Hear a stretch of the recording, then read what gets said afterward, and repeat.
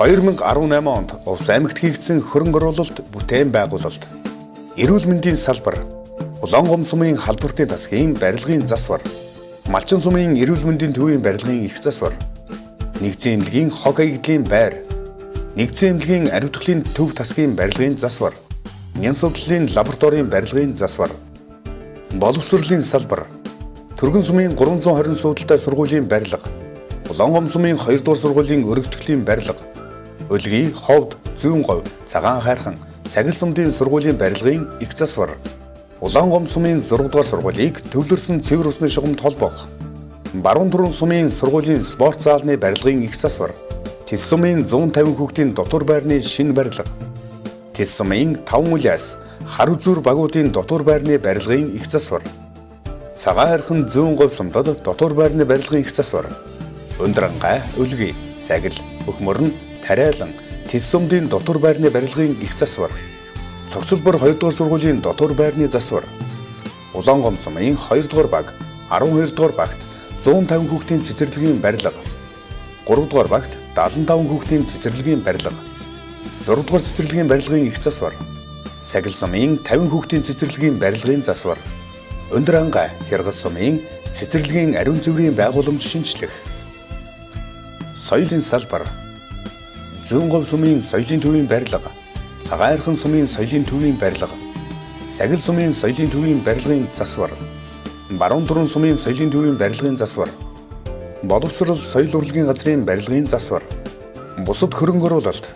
Бөхмөрн сумын засаг даргын тамгын газрын шинэ барилга, Зүүн ханга сумын засаг даргын тамгын газрын шинэ барилга, Сагил сумын өндөр мод багийн төвийн барилга, Өмнө говь сумын орлого багийн төвийн барилга, Улаангом сумын 4, 5, 11, 12 дугаар багийн төвийн барилга, Улаангом сумын 8 дугаар багийн төвийн барилгын засвар,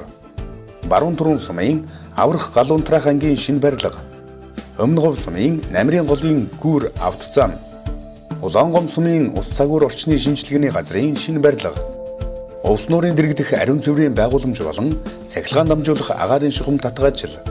Улаангом сумын дулаан дамжуулах төв 5-аас хэрэглэгч хүртэлх шугам сүлжээ татгаажил, Улаангом сумын 1-р баг, Давст, Наранбулаг, Малчин, Ховд, Хяргас, Тариалан, Тис, Сагил суманд цахилгаан дамжуулах агаарын шугамын өргөтгөл, шинжиллийн ажил, Улаангом сумын 2, 5, 8, 10 дугаар баг, Зүүн ангай, Давст сумдад гүний удаг гаргах, Цагаан хайрхан сумын төвийн худагт ус цэвэршүүлэх төхөөрөмж суурилуулах,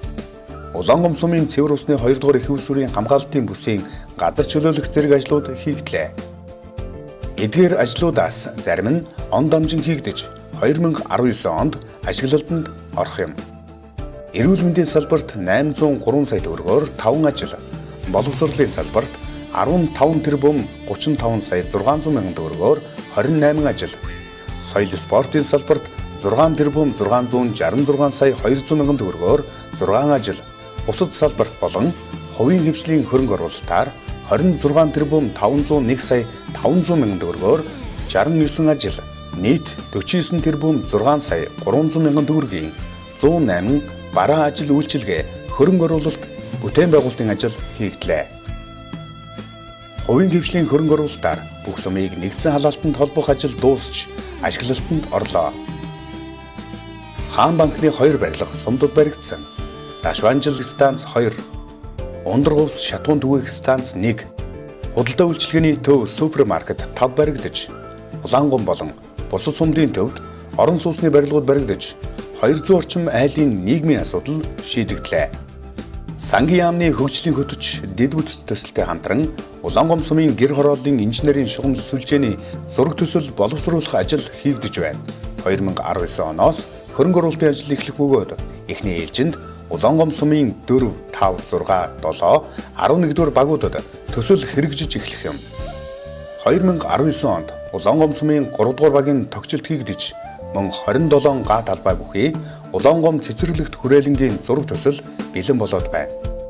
Боршоо бомтыг олон улсын статустай болгож, өргөтгөлийн хөрөнгө оруулалт хийх судалгааны ажлыг сангийн яамны дэргэдэх дэд бүтц хөгжлийн хөтөч төслөөс хийж, зураг төсөв боловсруулагдаж байна. Дэглит цагаан нисэх буудлыг олон улсын статустай болгох ажлын эхлэл улсын төсвийн 500 сая төгрөгөөр Нисэх онгоцны буудлын явгалах замыг өргөтгөж байна. Улонгом Кизил, Улонгом Новосибирск чиглэлд агаарын шин зам нээх санал судлагдж байна. Үзүүрийн булаг сонгон чиглэлийн хатуу хүчилттэй авто замын ажил дуусах шатанд орсон. 2020 онд Улаанбаатар Улонгом хотууд хатуу хүчилттэй авто замаар бүрэн холбогдно. 2018 онд Увс аймагт хийгдсэн хөрөнгө оруулалт бүтээн байгуулалтын ажлыг танилцууллаа.